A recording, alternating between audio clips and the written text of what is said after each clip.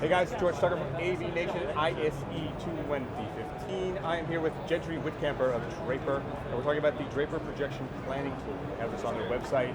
It's a great tool for integrators planning a projection system. So Gentry, tell me about this tool, and what is it based on, and what are we accomplishing with it? So what we've done is taken Infocom's PISCR standard, which is the projected image system contrast ratio for a system. So we're not just looking at screen gain, projector brightness, room size to independently look at those factors. We're taking all that together and giving recommendations based on the best screen selection or the screen surface that'll help you meet that system contrast ratio. All right, take us through real quick. If I want to do a room and I'm looking to select something.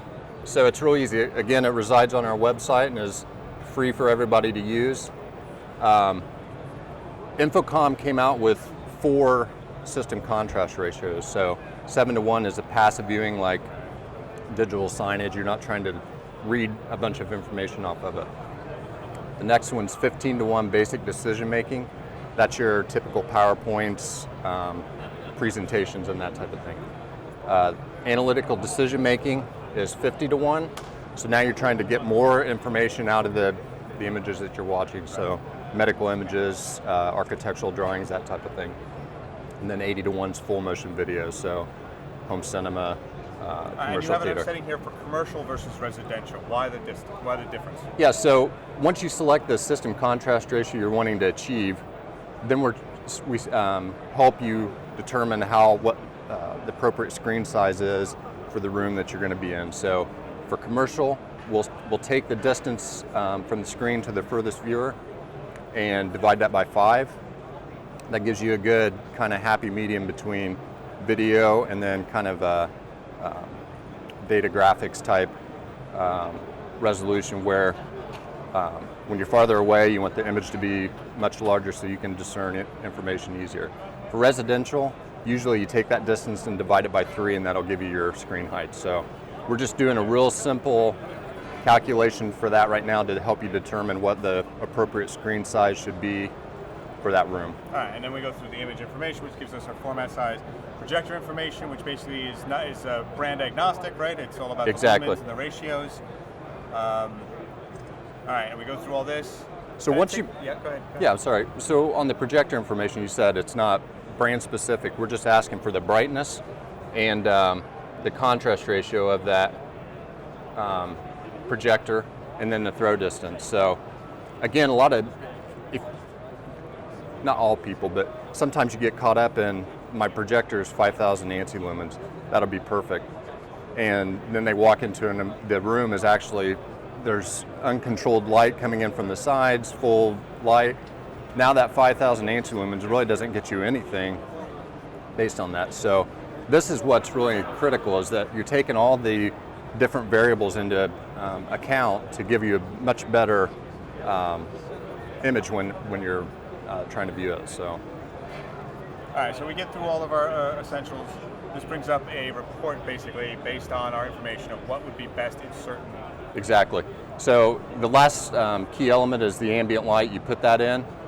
Then when it highlights green, that means that specific surface will give you the contrast ratio that you're trying to hit.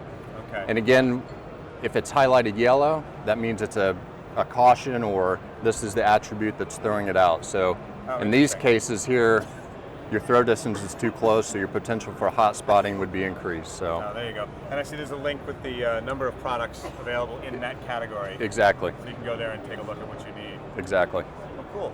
Hey everybody, George Tucker, AVNation here at ISE2015 in the Draper booth. I'm here with Joseph Burke, and we're going to talk about Tech Vision.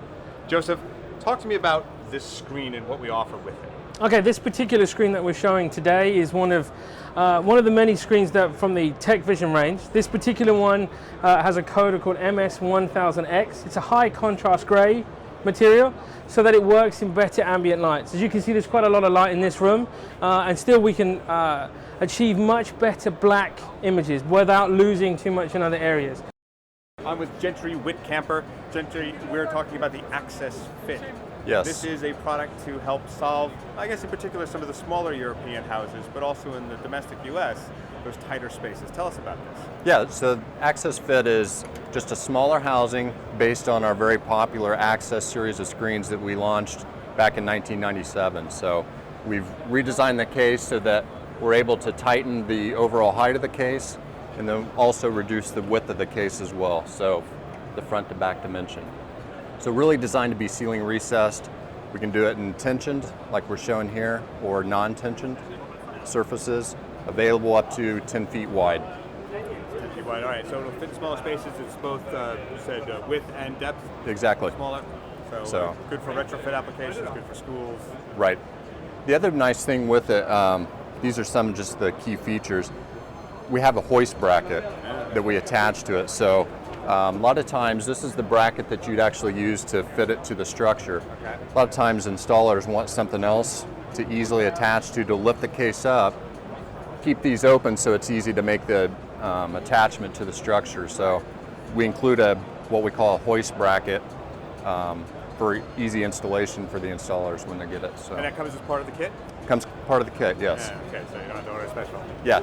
The other nice feature with all the Access product that we have, you got some flexibility in where you mount it. So there's a bracket or track right here that this bracket will slide infinitely along there. So a lot of times if you put a screen up in the ceiling, there may be some type of obstruction here that keeps you from attaching it. So you can move that bracket in on either side to avoid that. How far is the travel for those slots? It's about 24 inches on each That's side. Nice. That gives you that flexibility. And then Centered end. exactly. Yeah. This is just a center support. The center screw marks the exact center of the viewing area. So a lot of times when they're installing, they want to just have a general idea of where that center of the housing is, so it makes it easier when they're installing projector and making sure everything's lined up. Nice rule of thumb, plumb line, basically. Exactly. Yeah.